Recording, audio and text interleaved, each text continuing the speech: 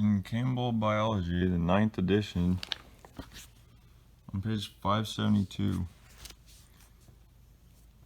Prokaryotes in Research and Technology. It talks about how bacteria can already be used to make plastic that's biodegradable. It says bacteria may soon figure prominently in a major industry, plastic. Globally, each year, about 350 billion pounds of plastic are produced from petroleum and used to make toys, storage containers, soft drink bottles, and many other items. These products degrade slowly, creating environmental problems. Bacteria can now be used to make natural plastics. For example, some bacteria synthesize a type of polymer known as PHA, polyhydroxyl alkanoate, which they use to store chemical energy. The pH they produce can be extracted, formed into pellets, and used to make durable, biodegradable plastics. These bacteria synthesize and store pH, which can be extracted and used to make biodegradable plastic products. Spraying fertilizer on an oil-soaked area stimulates growth of native bacteria that metabolize the oil, speeding the natural breakdown process up to 5-fold. Current research seeks to develop bacteria that produce ethanol, E85 fuel efficiently from renewable plant products. So we have all these things that we can do with bacteria, cleaning up environmental catastrophes. We can create biodegradable plastic with bacteria. In all these years, big oil, has been making plastic with petroleum. And it's crazy because why aren't we doing this already?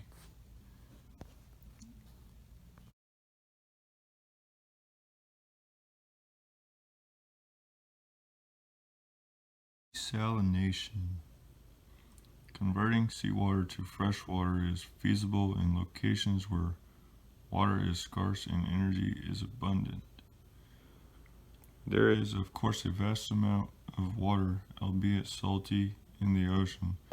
The process of removing salts and other chemicals from seawater is called desalination. The two methods of desalination are distillation, boiling water and condensing the steam, and reverse osmosis, filtering water through a selective membrane. Both methods require a great deal of energy and are therefore quite costly, yet where other sources of water are scarce, desalination can be cost-effective. In many countries in the Middle East, water is particularly scarce and energy, especially oil and natural gas, is particularly cheap. Thus, it is not surprising that over 75% of the world's desalination capacity has been built in that region. For example, the world's largest desalination facility is in the United Arab Emirates near the port city of Dubai. This is a dual-purpose facility. It uses natural gas to generate electricity for Dubai and then uses the heat from the generators to distill seawater. Each year, this facility produces 300 million cubic meters, 79 billion gallons of fresh water. In other regions, there has been interest in desalinating brackish water, which contains less salt than seawater but is still too salty to drink. Removing the salt from brackish water requires considerably less energy and expense than desalinating seawater. Reverse osmosis systems are especially well suited to this task. Hundreds of coastal communities use such facilities to produce fresh water from brackish groundwater. Nearly 13,000 desalination plants have been built worldwide. Each year they produce 16.5 billion cubic meters, 4.4 trillion gallons of water. Although this may seem like a large amount, it represents only 0.1% of total human freshwater use.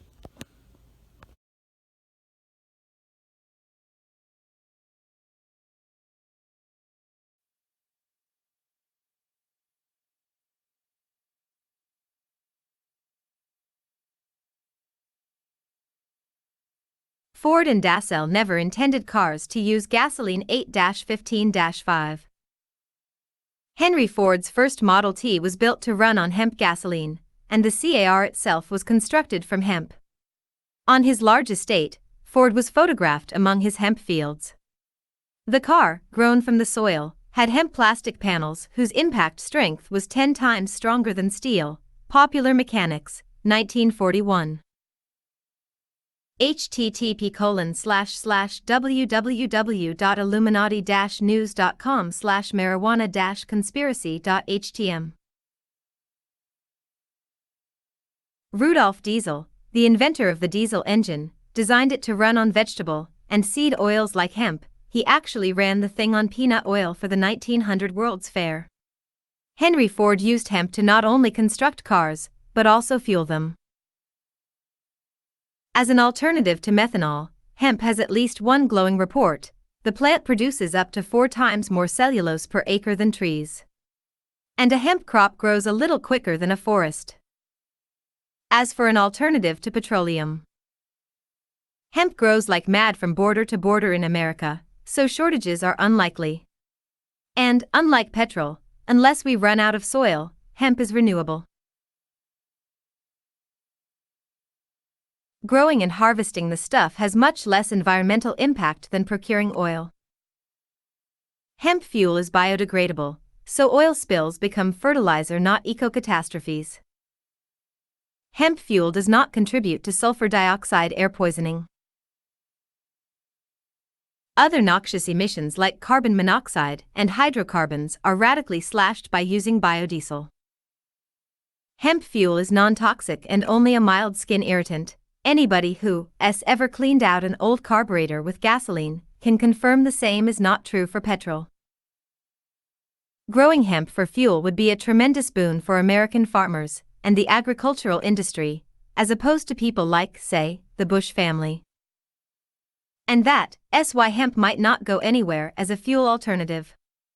Oil interests are big and donate likewise to politicians, and selling a man on an idea that will cost him more than he benefit requires an amazingly skilled orator or a gun.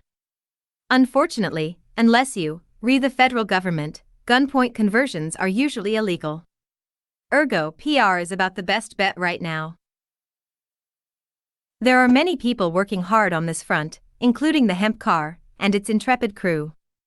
Currently ginning up for a Trans-America evangelism tour, the hemp car plans to spread the good word of hemp fuel viability at stops in both the US and Canada. For whatever good it will do, they should make sure to stop by Washington, D.C., and have a word with President George W. Bush. The current oil crisis and our nation's dependency on sometimes persnickety foreign sources might find the new chief executive with an open mind to fuel sources other than Texas tea regardless of his oily bank accounts. And, while salvaging his dad's legacy is not goal one for W, it might also help him look more forward-thinking in terms of energy policy and the environment. Of course, hemp fuel may never take off. It might dry up like all those hemp crops left unattended after the feds banned their cultivation in the 1930s. One way or the other, Bush should consider freeing up the market to innovate with alternative fuels like hemp oil. It couldn't hurt, and it stands the chance to help. In so doing, he'll end his term with a far better moniker than the environmental president. For, if other policy decisions he makes go in a similar direction, we can perhaps call him the free market president. http://www.rockhawk.com/gasoline_and_hemp.htm. Fuel of the future. When Henry Ford told a New York Times reporter that ethyl alcohol was the fuel of the future in 1925, he was expressing an opinion that was widely shared in the automotive industry. The fuel of the future is going to come from fruit like that sumac out by the road, or from apples, weeds, sawdust, almost anything, he said. There is fuel in every bit of vegetable matter that can be fermented. There's enough alcohol in 1 year's yield of an acre of potatoes to drive the machinery necessary to cultivate the fields for 100 years. Ford recognized the utility of the hemp plant. He constructed a car of resin-stiffened hemp fiber, and even ran the car on ethanol made from hemp. Ford knew that hemp could produce vast economic resources if widely cultivated. Ford's optimistic appraisal of cellulose and crop-based ethyl alcohol fuel can be read in several ways. First, it can be seen as an oblique jab at a competitor. General Motors had come to considerable grief that summer of 1925 over another octane-boosting fuel called tetraethyl lead, and government officials had been quietly in touch with Ford engineers about alternatives to leaded gasoline additives. Secondly, by 1925 the American farms that Ford loved were facing an economic crisis that would later intensify with the Depression. Although the causes of the crisis were complex, one possible solution was seen in creating new markets for farm products. With Ford's financial and political backing, the idea of opening up industrial markets for farmers would be translated into a broad movement for scientific research in agriculture that would be labeled farm chemergy. 2. Why Henry's plans were delayed for more than a half-century. Ethanol has been known as a fuel for many decades. Indeed, when Henry Ford designed the Model T, it was his expectation that ethanol, made from renewable biological materials, would be a major automobile fuel. However, gasoline emerged as the dominant transportation fuel in the early 20th century because of the ease of operation of gasoline engines with the materials then available for engine construction, a growing supply of cheaper petroleum from oil field discoveries, and intense lobbying by petroleum companies for the federal government to maintain steep alcohol taxes. Many bills proposing a national energy program that made use of America's vast agricultural resources for fuel production were killed by smear campaigns launched by vested petroleum interests. One noteworthy claim put forth by petrol companies was that the U.S. government's plans robbed taxpayers to make farmers rich.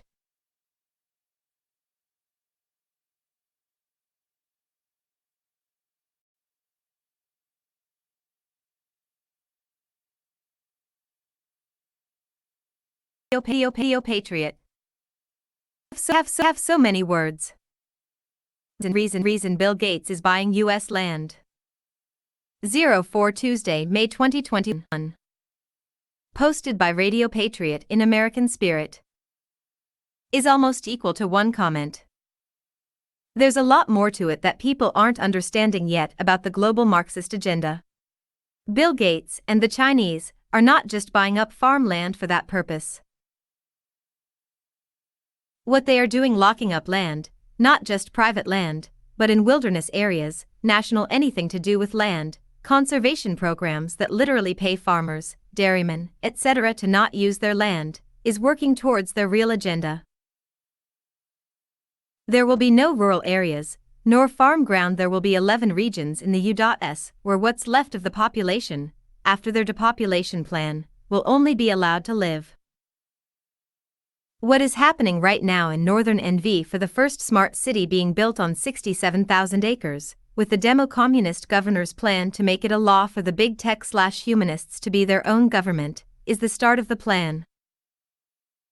There is no conspiracy, but there are no coincidences.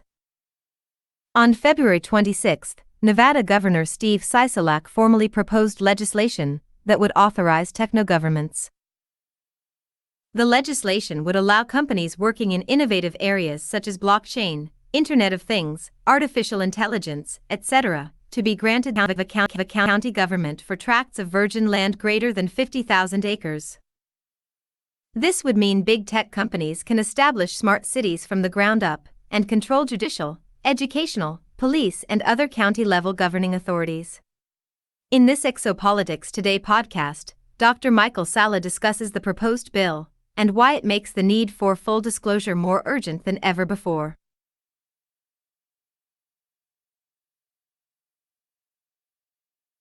And by the way, anyone else think the timing of Bill and Melinda Gates' divorce odd? A way of protecting some of his assets for his wife and children? Think President Trump's executive order hashtag.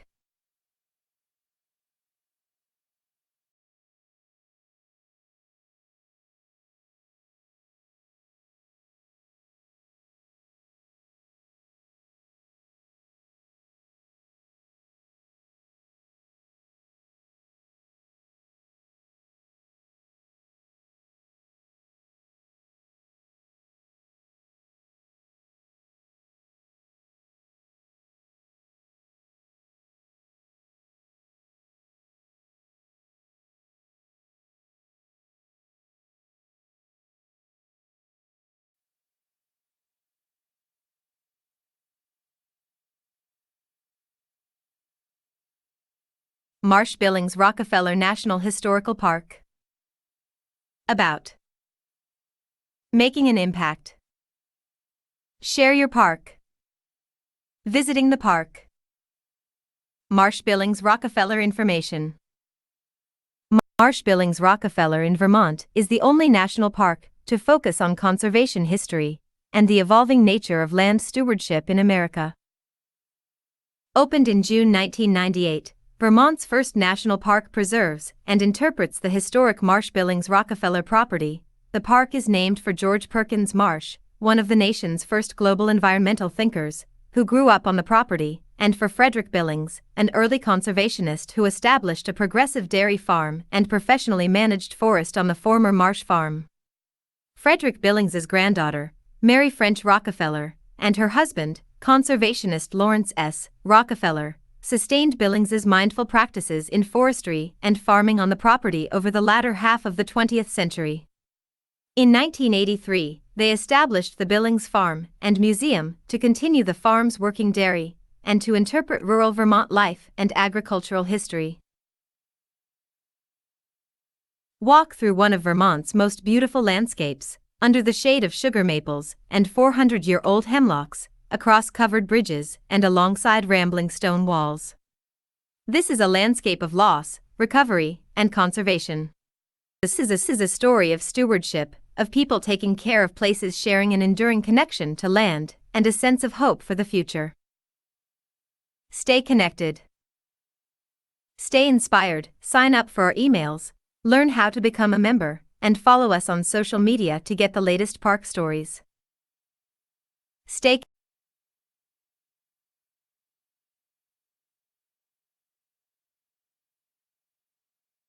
The Robber Baron, Real Gilded Age. Edmund Opitz. February 11, 2011. Categories: History. Topic: The Changing Scene. Mark Twain, in collaboration with his neighbor, Charles Dudley Warner, called Deadly Warning by his friends, published The Gilded Age in 1873. The theme of this novel is announced in the preface: in a state where there is no fever of speculation, no inflamed desire for sudden wealth, where the poor are all simple-minded and contented, and the rich are all honest and generous, where society is in a condition of primitive purity, and politics is the occupation of only the capable and the patriotic, there are necessarily no materials for such a history as we have constructed. But we no longer have people of this character. Mark Twain is telling us, corruption has eaten so deeply into the hearts and minds of people that he and Warner have ample material for the 453-page fictionalized history he and his friend have constructed. In Chapter 18, the authors venture a conjecture as to how this mutation in the American character had come about. The 8 years in America from 1860 to 1868 had uprooted institutions that were centuries old, changed the politics of a people, transformed the social life of half the country, and wrought so profoundly upon the entire character that the influence cannot be measured short of 2 or 3 generations. The Gadarene progress was more rapid than Mark Twain had anticipated. It worked itself out close to the bitter end before he died 37 years later. Twain's satire was merely a prologue, the play followed, and the main characters are all well-known names.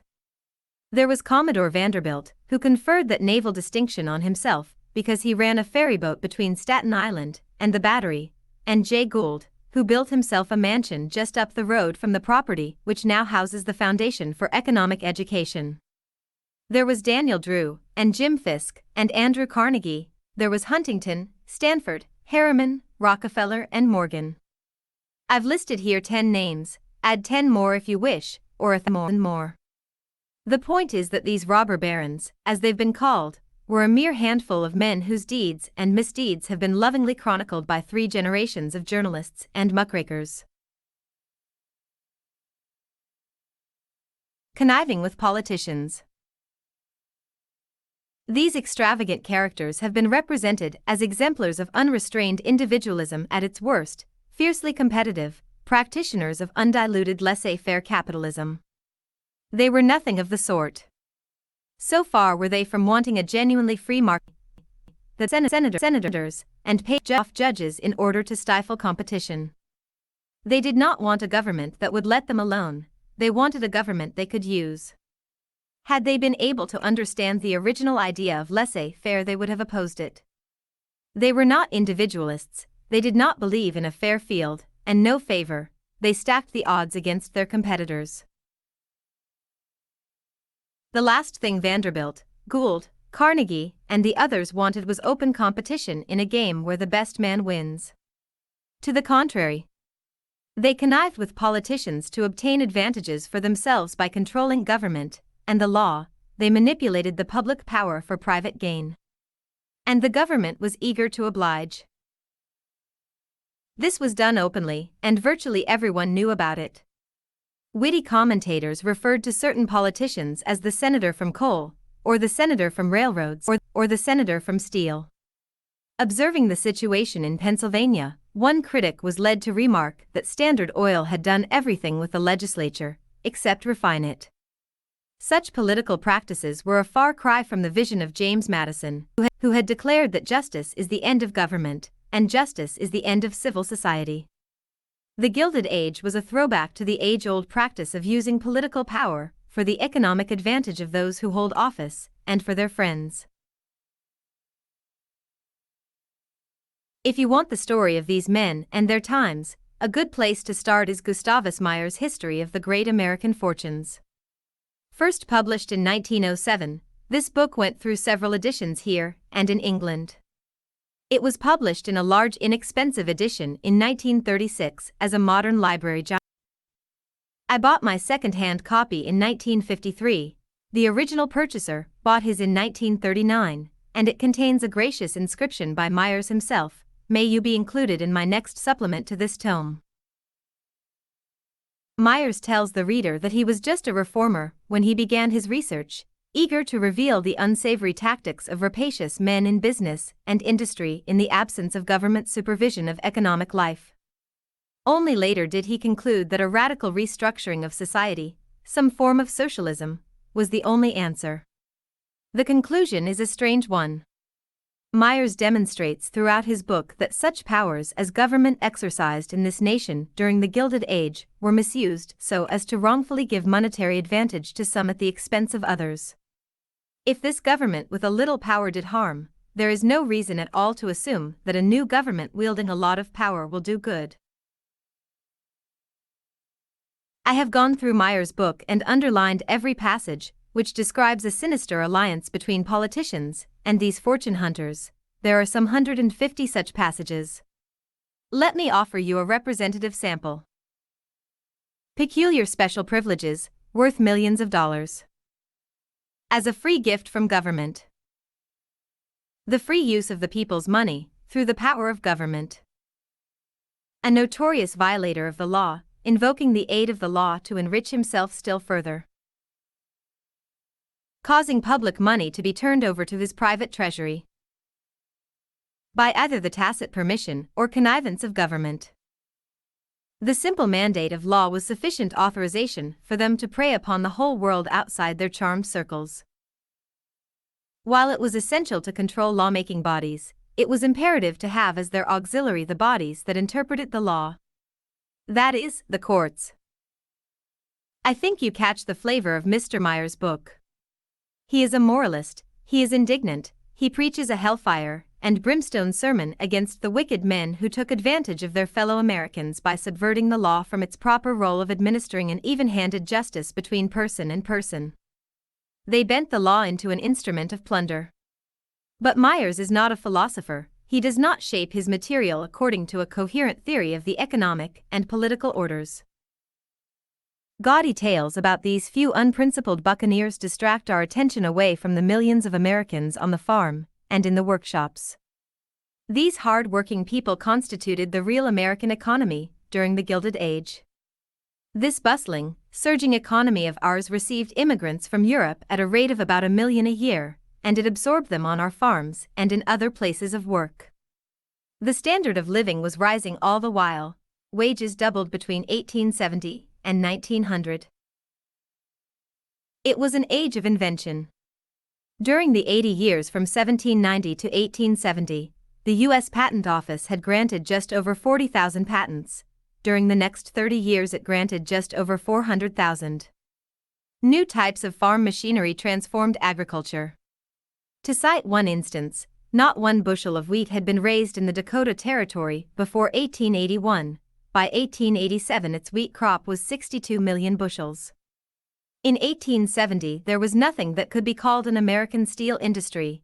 By 1900 we were producing more than 10 million tons of steel annually, more than all the rest of the world combined.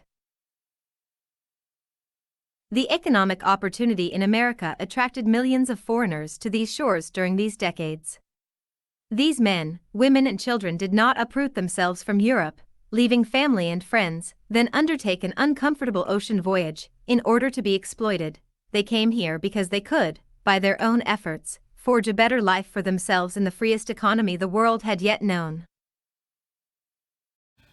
In Environment and You, Christian says, advocates of renewable energy sources and increased energy conservation frequently argue for the elimination of existing government subsidies to oil, coal, and natural gas as a critical first step in the energy transition. If even a small portion of the hundreds of billions of dollars in annual government subsidies were redirected to the development of renewable energy resources, then some of the investment and production barriers limiting the expanded use of those resources could be overcome.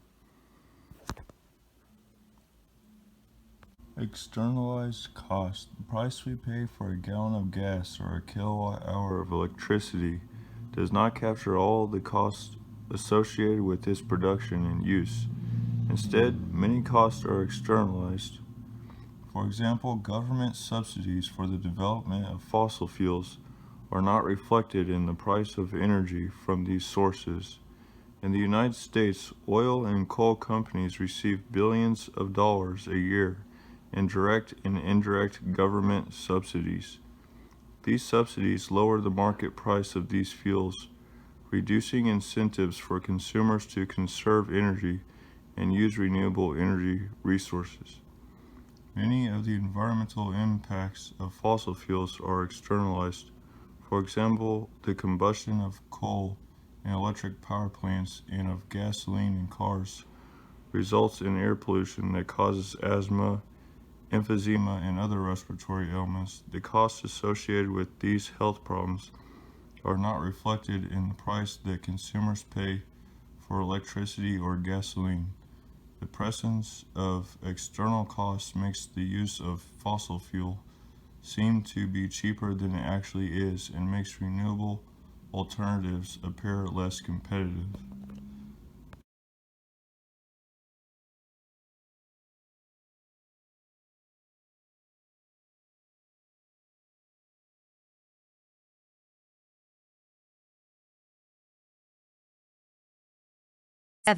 The signals were given for the rest of the century. The blacks would be put back. The strikes of white workers would not be tolerated. The industrial and political elites of North and South would take hold of the country and organize the greatest march of economic growth in human history. They would do it with the aid of, and at the expense of, black labor, white labor, Chinese labor, European immigrant labor, female labor, rewarding them differently by race, sex, national origin, and social class in such a way as to create separate levels of oppression, a skillful terracing to stabilize the pyramid of wealth. Between the Civil War and 1900, steam and electricity replaced human muscle, iron replaced wood, and steel replaced iron. Before the Bessemer process, iron was hardened into steel at the rate of 3 to 5 tons a day. Now the same amount could be processed in 15 minutes. Machines could now drive steel tools. Oil could lubricate machines and light homes, streets, factories. People and goods could move by railroad, propelled by steam along steel rails. By 1900 there were 193,000 miles of railroad. The telephone, the typewriter, and the adding machine speeded up the work of business.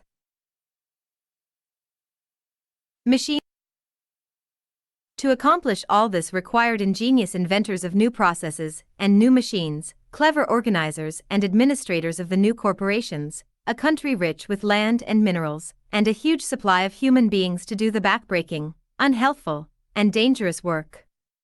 Immigrants would come from Europe and China to make the new labor force.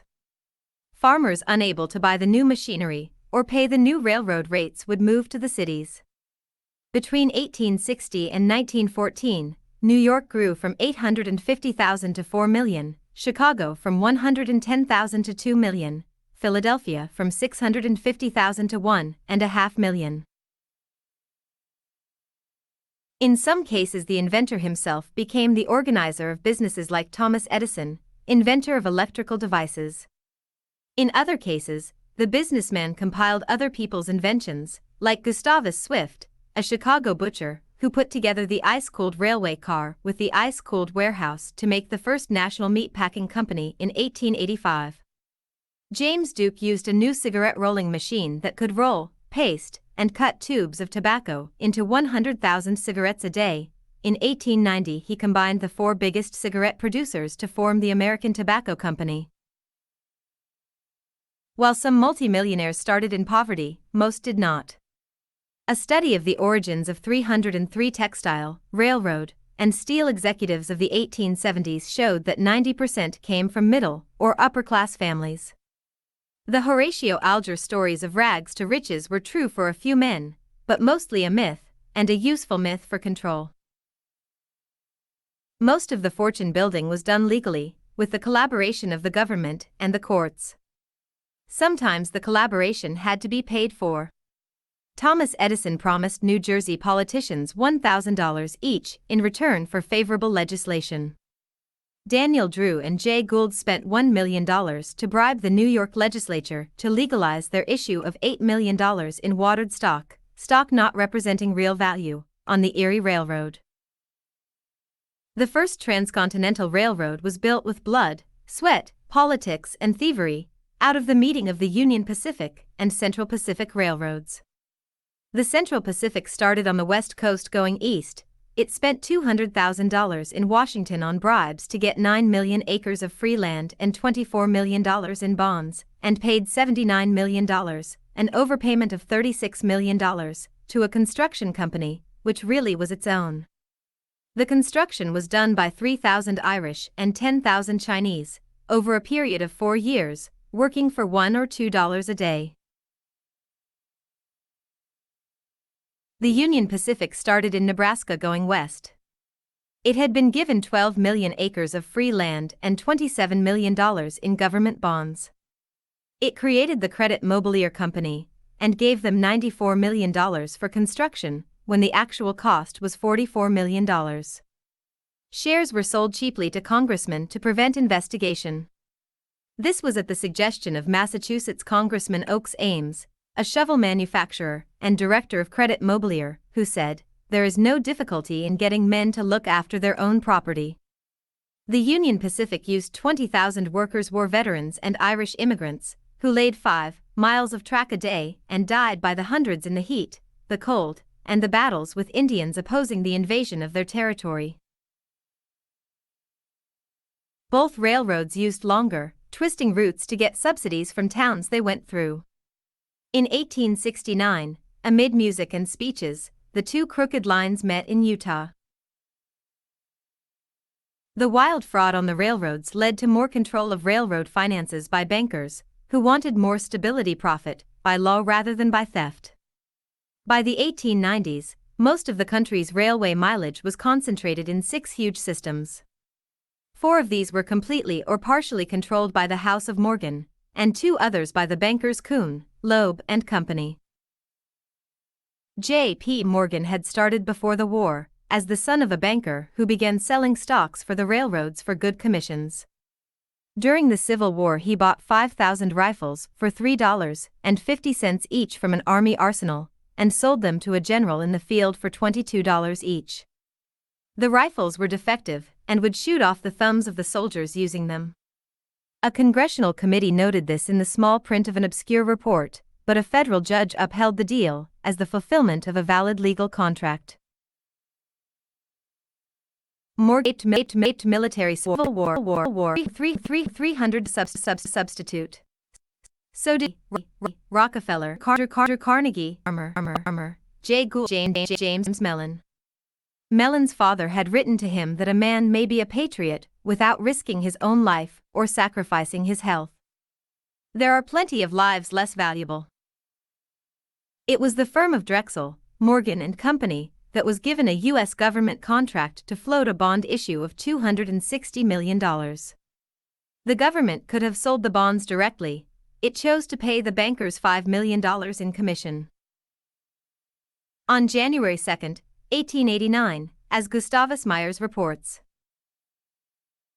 a circular marked private and confidential was issued by the 3 banking houses of Drexel, Morgan and Company, Brown Brothers and Company, and Kidder, Peabody and Company. The most painstaking care was exercised that this document should not find its way into the press or otherwise become public. Why this fear? Because the circular was an invitation to the great railroad magnates to assemble at Morgan's house, number 219 Madison Avenue, there to form, in the phrase of the day, an ironclad combination.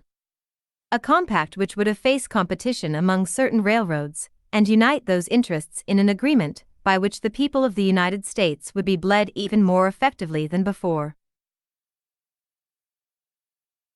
There was a human cost to this exciting story of financial ingenuity. That year, 1889, records of the Interstate Commerce Commission showed that 22,000 railroad workers were killed or injured. In 1895, the gold reserve of the United States was depleted, while 26 New York City banks had $129 million in gold in their vaults. A syndicate of bankers headed by J.P. Morgan and Company, August Belmont and Company, the National City Bank, and others offered to give the government gold in exchange for bonds. President Grover Cleveland agreed. The bankers immediately resold the bonds at higher prices, making $18 million profit. A journalist wrote, "If a man wants to buy beef, he must go to the butcher. If Mr. Cleveland wants much gold, he must go to the big banker." While making his fortune, Morgan brought rationality and organization to the national economy. He kept the system stable. He said, "We do not want financial convulsions and have one thing one day and another thing another day." He linked railroads to one another, all of them to banks, banks to insurance companies. By 1900, he controlled 100,000 miles of railroad, half the country's mileage.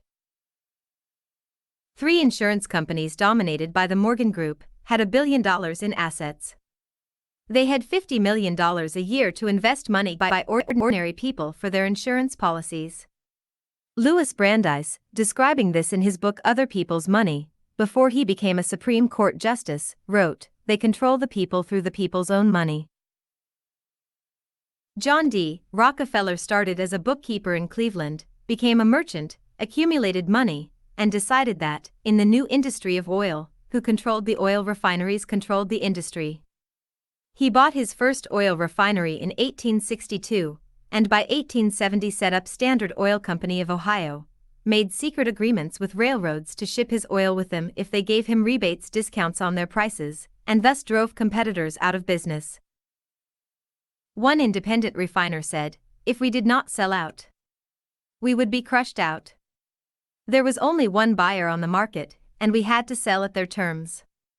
Memos like this one passed among Standard Oil officials. Wilkerson and Company received car of oil Monday 13th. Please turn another screw. A rival refinery in Buffalo was rocked by a small explosion arranged by Standard Oil officials with the refinery's chief mechanic. The Standard Oil Company, by 1899, was a holding company which controlled the stock of many other companies. The capital was $110 million, the profit was $45 million a year, and John D. Rockefeller's fortune was estimated at $200 million. Before long he would move into iron, copper, coal, shipping, and banking, Chase Manhattan Bank. Profits would be $81 million a year, and the Rockefeller fortune would total $2 billion. Andrew Carnegie was a telegraph clerk at 17, then secretary to the head of the Pennsylvania Railroad, then broker in Wall Street selling railroad bonds for huge commissions, and was soon a millionaire. He went to London in 1872, saw the new Bessemer method of producing steel, and returned to the United States to build a $1 million steel plant. Foreign competition was kept out by a high tariff conveniently set by Congress, and by 1880 Carnegie was producing 10,000 tons of steel a month, making $1.5 million a year in profit. By 1900 he was making $40 million a year, and that year, at a dinner party, he agreed to sell his steel company to J.P. Morgan. He scribbled the price on a note, $492 million. Morgan then formed the U.S. Steel Corporation, combining Carnegie's corporation with others.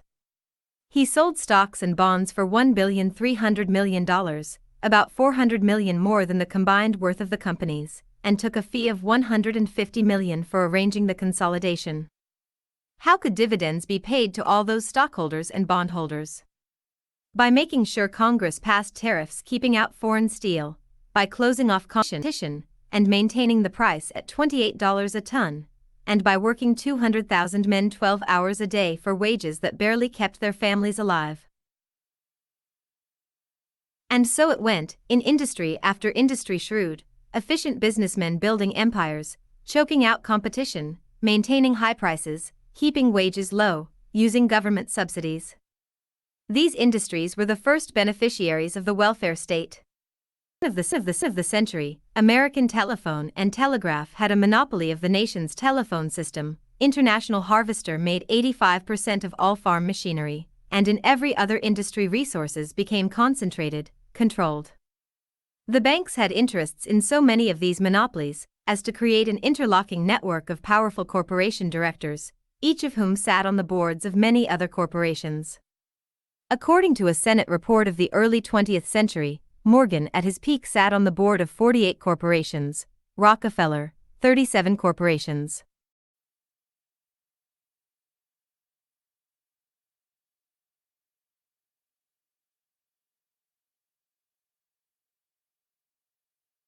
Venue. Shenzhen subsidizes 5G deployment. Governments around the world subsidizing 5G. Written by Paul Zhou, from Geek.com. It seems the entire telecom industry has recently talking about a It seems the entire telecom industry has recently been talking about a document issued by the Shenzhen government to boost the construction of 5G infrastructure and the development of the industry as a whole. This document stipulated that 10,000 Chinese yuan will be compensated for every standalone SA 5G base station deployed, and telecom operators can receive up to 150 million Chinese yuan. This document is seen to demonstrate Shenzhen's speed and commitment to embracing the new technology. The fact is that Shenzhen was by no means the first to offer such favorable policies and financial incentives. Governments in Europe, America, and the Middle East, as well as Japan and South Korea, which were 5G first movers, have all provided various supportive policies and subsidies to boost the construction of 5G. To give a few examples, South Korea has cut taxes on 5G deployment by 3% to support applications of 5G in vertical industries. Middle Eastern countries such as the UAE, Saudi Arabia, and Kuwait have invested heavily to build 5G-based smart cities. The US is subsidizing $20.4 billion to support broadband coverage in rural areas, and Germany is investing €20 billion to build 5G base stations.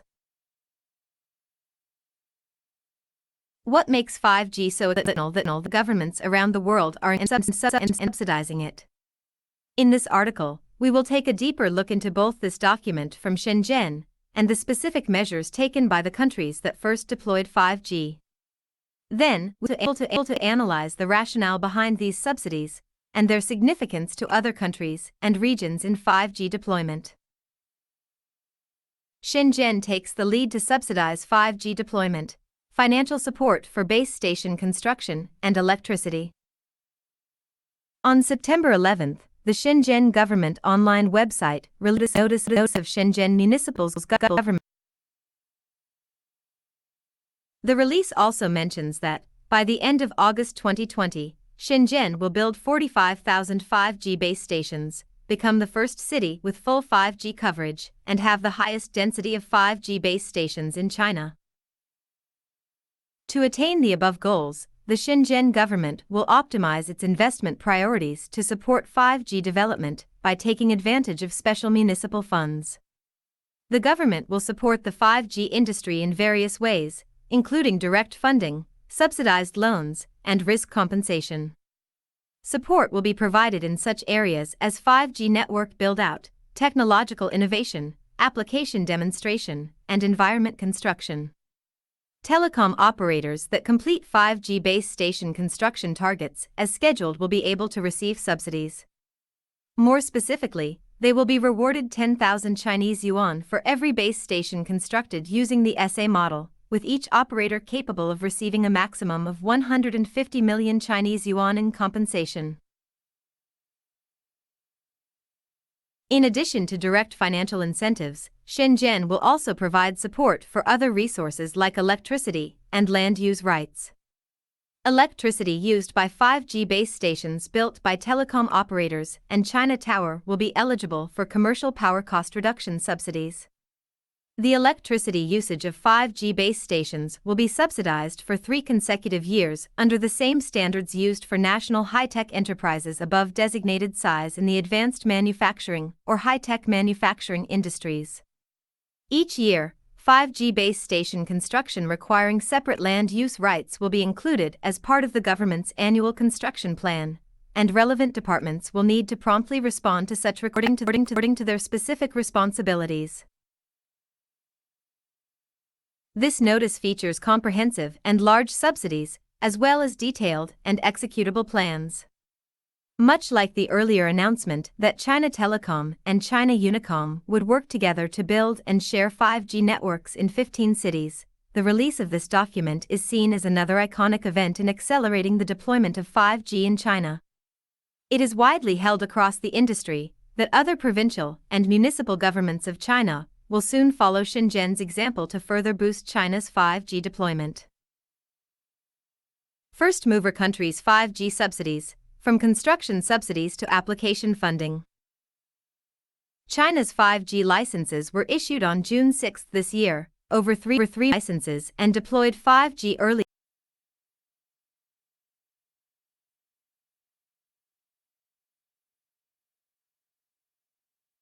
Wardenclyffe. Wikipedia, the free encyclopedia.